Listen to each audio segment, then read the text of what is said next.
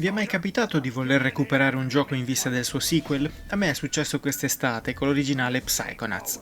Complice la sua disponibilità su Xbox Game Pass, in circa 11 ore mi sono giocato tutto il primo episodio e, al contrario di quanto accade quando si prova un gioco 3D con 16 anni sulle spalle, l'ho trovato incredibilmente fresco e godibilissimo anche oggi. Il gameplay era un po' grezzo, ma la scrittura e le idee messe in campo lo hanno reso una sorpresa continua dall'inizio alla fine. Sapendo dell'arrivo di Psychonauts 2, si era però alimentato in me il dubbio che un gioco così sarebbe stato davvero difficile da replicare.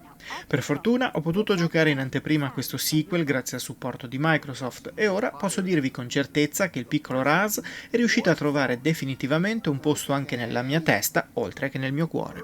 Prima di continuare, se vi piacciono i nostri video, vi ricordiamo di iscrivervi al canale e di attivare la campanella per essere sempre aggiornati sui nostri contenuti. Cerchiamo intanto di capire da dove arriva tutto questo entusiasmo per Psychonauts. Il nuovo lavoro di Double Fine Productions segue le orme del predecessore e ad un primo sguardo si presenta al pubblico come un classico platform 3D. Invece, come si scopre molto presto, di classico c'è ben poco, visti i suoi continui cambi di ritmo e sorprese in ogni dove.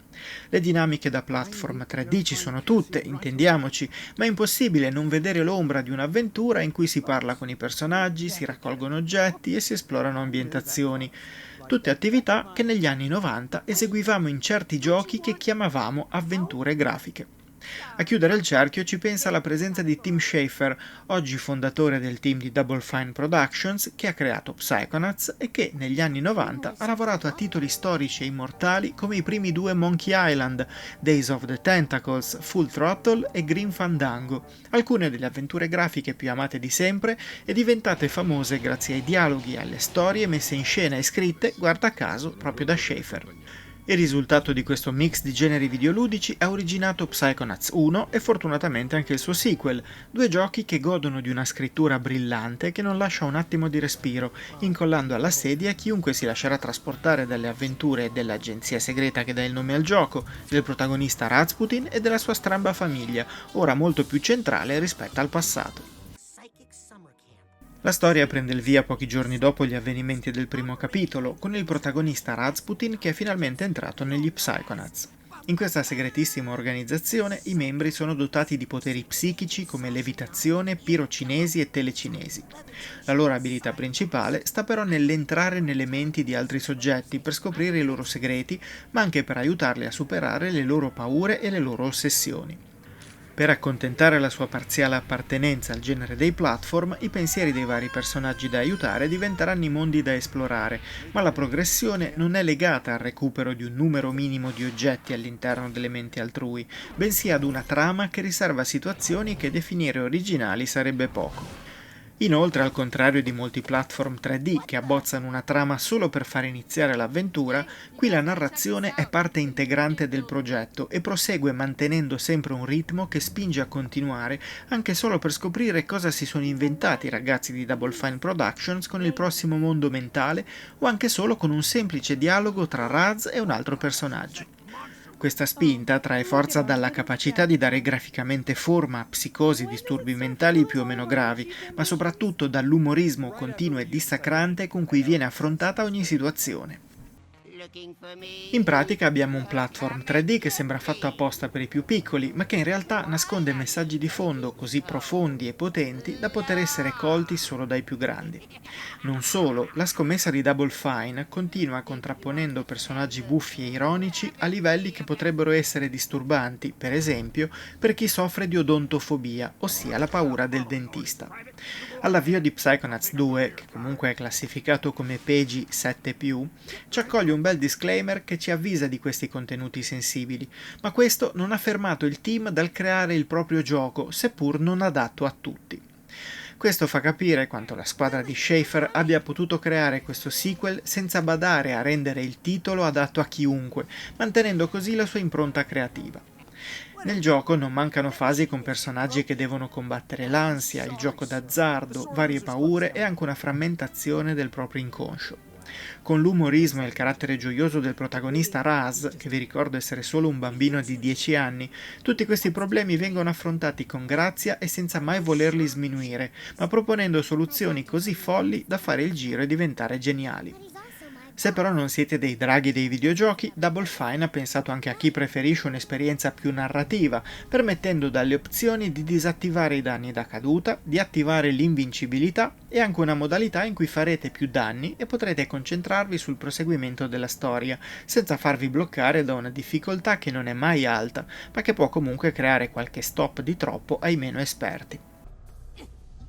Parlando del gameplay invece le cose si fanno più classiche, ma migliorano significativamente quanto fatto nel primo e più ingessato capitolo. Intanto ora Raz possiede subito diversi poteri come la psicoesplosione, la telecinesi, la pirocinesi e la levitazione, tutti introdotti in un livello tutorial, quello dell'odontofobia, che ha il pregio di riportare alla mente alcuni eventi e personaggi del primo episodio. Da lì in poi arriveremo alla base degli Psychonauts, ambiente in cui iniziare l'esplorazione del mondo reale e luogo in cui dovremo adempiere ai primi compiti.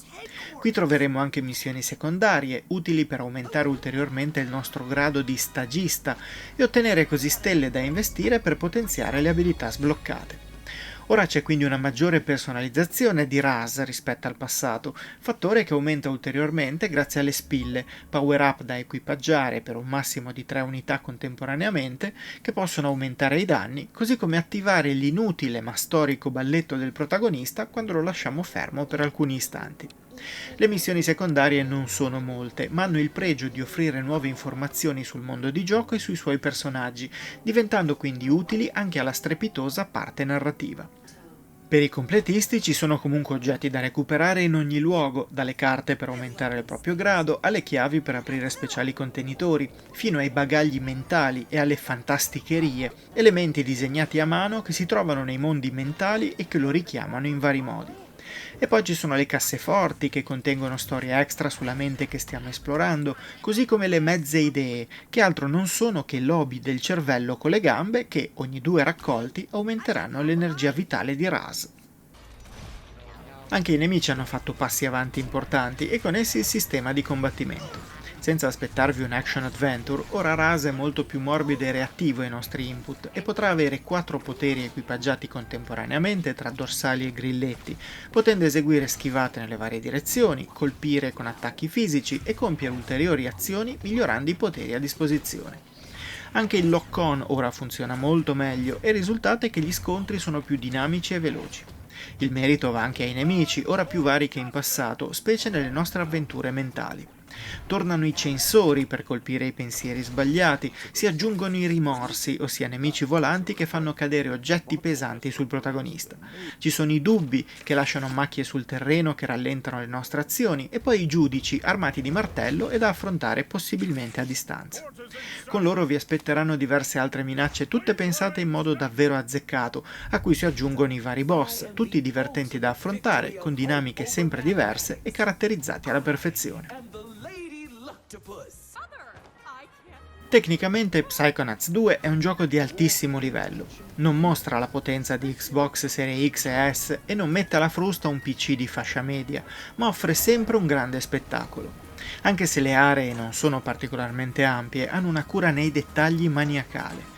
L'uso di un design cartoon impeccabile rende ogni elemento più vivo di certi mondi o personaggi ultra realistici che poi mantengono una patina artificiale che qui non ho mai avvertito. Inoltre la rapidità estrema dei caricamenti e una fluidità eccellente su Xbox Series X supportano magnificamente lo stile e il design che è stato riversato in ogni dove. Riuscire a trasmettere visivamente qualcosa come la psiche è un compito che è riuscito a pochi, ma riuscire a rendere ludicamente divertente questa esplorazione, mantenendo sempre un così alto bagaglio di idee e di contenuti, lascia francamente sbalorditi. Al design grafico e concettuale si unisce una colonna sonora che passa da temi che sembrano usciti da film di spionaggio, il mio pensiero è andato spesso agli incredibili di Pixar, arrivando poi a momenti più introspettivi e toccanti. Il doppiaggio in inglese è anche stavolta ottimo, con moltissimi doppiatori che tornano anche in questo sequel e che danno proprio l'impressione di essersi divertiti un sacco a recitare queste battute geniali. Questa volta, al contrario del primo episodio, Psychonauts 2 è completamente sottotitolato in italiano, con una sola singola svista in una battuta secondaria. Nella scena originale, quando Leander si dichiara cambiato, Raz dice che sono passati solo 3 giorni, mentre i sottotitoli traducono erroneamente 3 anni. Il risultato complessivo è comunque eccellente e ora anche i meno anglofoni potranno godersi l'avventura di Raz senza perdersi nemmeno una sfumatura. Il primo Psychonauts non è stato un successo di pubblico, nonostante la critica ne avesse parlato benissimo. Con Psychonauts 2 la storia potrebbe ripetersi, visto che difficilmente si può immaginare cosa si nasconda dietro a quello che sembra un classico platform tridimensionale. Paragonarla ad un Super Mario, ad un Banjo-Kazooie o ad un Jak and Daxter sarebbe un errore, visto che il gioco non poggia sulle meccaniche di collezionare stelle, pezzi di puzzle o batterie precursor. Qui la storia prosegue in modo organico, facendoci esplorare ambienti in cui sono presenti collezionabili, ma senza renderli protagonisti. I veri protagonisti sono i personaggi, quello che hanno da dirvi, le loro storie e la loro evoluzione. Il fatto che poi tutto sia visto in chiave comica e umoristica non rende meno minacciosi certi eventi, ma anzi aumenta l'empatia verso questo strambo mondo e ce lo fa amare ancora di più. Per chi fosse scettico, però, Psychonauts 2 può giocarsi una carta che il suo predecessore non aveva al day one. Già all'uscita, dal 25 agosto, potrà essere giocato interamente, gratuitamente su Xbox e PC da tutti gli abbonati al servizio Game Pass, rendendo molto più semplice dargli una possibilità. Se proprio non siete convinti, abbonatevi per un mese e giocatelo al costo di appena una decina di euro. È praticamente un furto, ma va bene così. Se invece avete amato il gioco originale, potete comprarlo anche a prezzo pieno e spererete con me di non dover aspettare altri 16 anni per un ipotetico terzo episodio. I'm a friend of your brother's. Your head looks remarkably unexploded. Must be the helmet. Has your brother Dogen really made someone's head explode? No, never. Wait, you mean someone who didn't deserve it? No. I mean, like, anybody. Look, Bobody's nerfect. Am I right?